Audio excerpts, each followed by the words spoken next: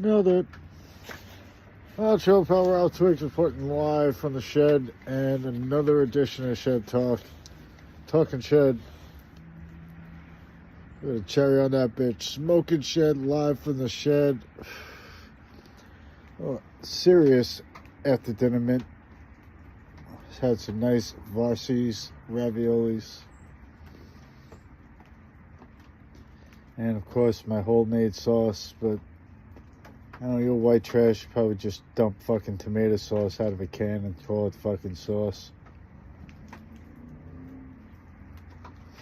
I'm gonna tell you how I do it since I ain't got nothing else to do. First thing you gotta do is you gotta coat your pan, a little bit of oil, right? Salt, pepper, crush 3 cloves of garlic, and then put some onion powder in there, right? You saute that. Once you can smell it cooking, then you dump the tomato sauce in. Okay, now you got the sauce in there, give it a good stirring. Give it a stir, give it a stir, give it a stir. Then you add a teaspoon of sage and oregano. Then you add 2.5 teaspoons of basil.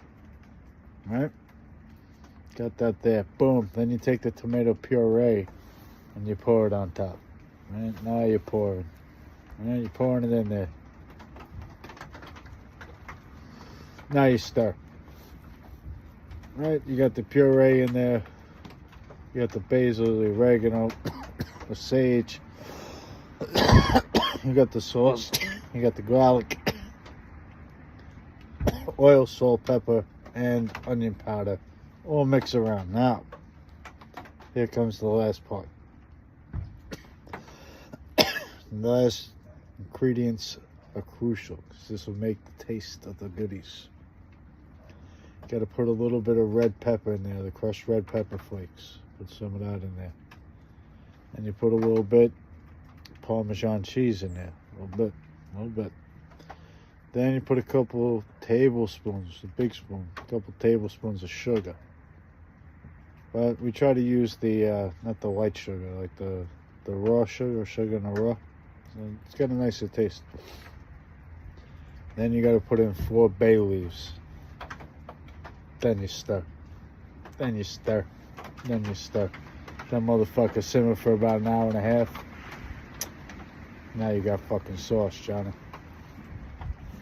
I'm sure I never taught you nothing. Alright. Smoke it if you got it.